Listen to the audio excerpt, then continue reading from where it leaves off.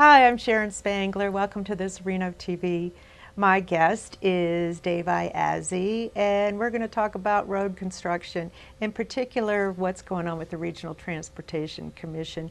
You've been on that board for what, a dozen years now? I don't know, a long time. So what's the most significant project going on this summer with the RTC? Summer with the RTC, I think it's our teaming up with NDOT to do the 395 project and the Interstate 80 project and the Meadowood Mall interchange. All three of those we're teaming up with NDOT to do. We're combining our pool of money so that those could get finished. They probably wouldn't have gotten done if RTC hadn't helped.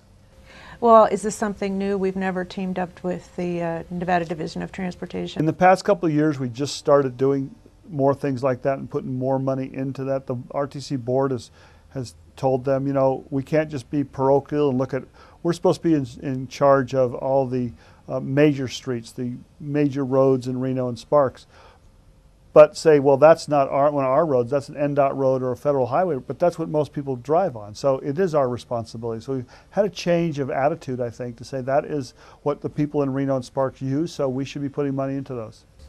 How does that work? What pays for the RTC projects versus City of Reno or City of Sparks or even Washoe County projects? Well, some of the same stuff. There's some sales tax that goes to RTC, but also a gas tax that goes to RTC. And it got increased last time. And that's the one I always even like to tell my Republican friends is it's one of the fairest taxes that they'll complain about because it all goes to roads. I mean, that gas tax doesn't go pay for anything else, no art things, no flower baskets. It pays for roads. So the people who use the gas and drive on the roads are the ones who are paying for the roads. And that makes a lot of sense. Now, I had a lot to do with driving on Mayberry Drive when it was a mess because that's my route to and from work, and I'm glad to see that that's almost completed. Big part of that project, for the first time, there's nice bike paths on Mayberry Drive. How does that happen? How do you determine which streets or roads should get a bike path and which ones don't? Well, we formed at RTC the Bicycle Pedestrian Advisory Committee, and they sort of started looking at projects in Reno and Sparks. Instead of just, the staff would normally just say everywhere has to have a bike lane. So you'd have one project over here with bike routes and one over here. We're trying to connect them all. At the start, to get a north-south and an east-west.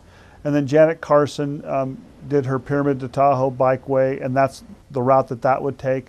So a lot of that is happening because of that. There's been a lot more interest in bicycle riding. So they're determining which routes should be taken. I know Dan Gustin's brought some stuff up. I brought up Arlington. So anybody can propose something and we'll see where it goes.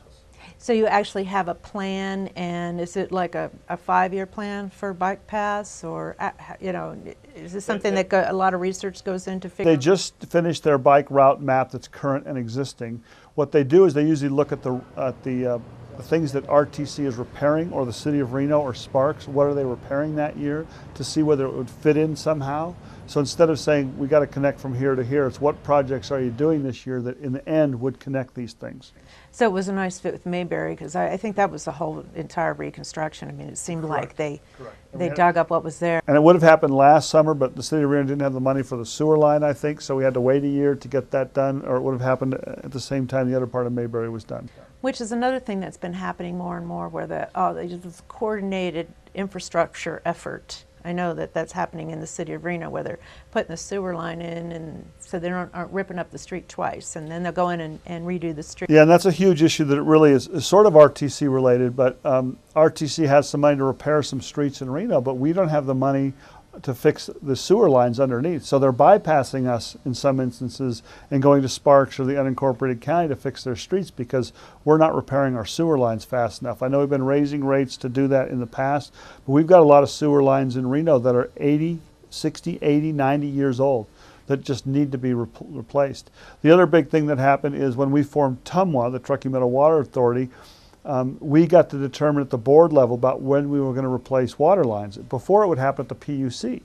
So the Public Utilities Commission, when we would go fix a street, Sierra Pacific would say, can we fix the water line? And they'd say, no, you have 3 more years of life left in that, so you can't do that for 3 years. So we'd repair the streets, and 3 years later, Sierra Pacific would go dig it up. And I haven't heard those complaints in quite a while about that happening because we have been very coordinated.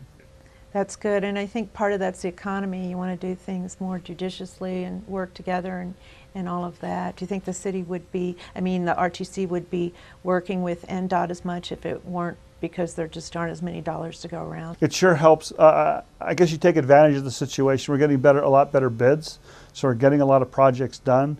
But also, when NDOT doesn't have much money and they say, well, you either help us with these projects or we'll move it somewhere, the money somewhere else, it certainly helps us bring that to the table. Some of the other stuff that's going on right now, the RTC Rapid, you see more and more of those new buses, those accordion-shaped buses. The RTC Transit Center was recently completed right near City Hall.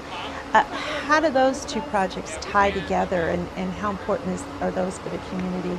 Well, the new bus station was built because of Rapid and number of people taking the bus. It just outgrew its previous facility. It was on a half a block before, now it's on an entire block. I like to say that's the parking lot we built for the Aces game. You could stay home and take the bus down and walk across the street to the Aces ballpark. But we also couldn't fit the accordion buses into the old station, so this new station had to be built. If we wanted to increase public transportation, that's what had to happen. So the city of Reno helped with that by buying the old bus station. People forget that that's why we purchased it. It was so that we could build that structure. Again, the city of Reno working with RTC to put in that $6.5 million, or that wouldn't have gotten built. So we leveraged our $6.5 million into a $20 million project, again, so more people can work. We're looking at a lot of our projects as work projects too for people. But getting the number of people up and down Virginia Street, which is the main spine for RTC, over 5 million people ride the buses right now. You'll see that we're putting in larger bus shelters along Virginia Street. You'll see steel structures going on right now, and it'll become apparent what they are in about 3 weeks. You'll see that they are for the buses, so a lot more people can wait. Well, that's timely with winter around the corner Right. for people. Winter, the rainstorms. Right. Yeah. So that is interesting to me that many people ride the bus. People don't believe it. I mean, I hear all the time, I see those buses and they're empty, but you're usually not looking at them during rush hour. And that's really helpful because it is more energy efficient and it gets people back and forth a lot quicker than if they're taking their car, especially trying to get up and down Virginia Street, because those buses can... But if you didn't have the bus, all those people would have to take some car.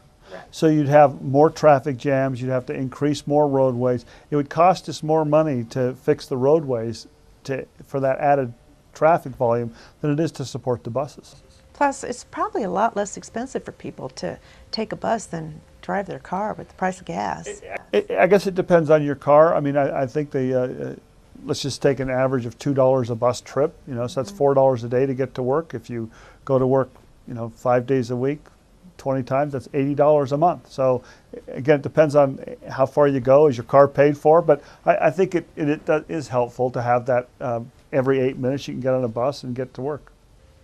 So I think a lot of people don't realize that the RTC does a lot more than just road projects. They've got the whole bus system. You also do a lot of handicap buses and things like that for people that really need some specialized care. We do access, which is the bus route for people who can't ride the regular bus, where if they need to get to doctor's appointments or whatever they need to get to, we provide that service also. Thank you so much. You're welcome. And thank you all for joining us on Reno TV.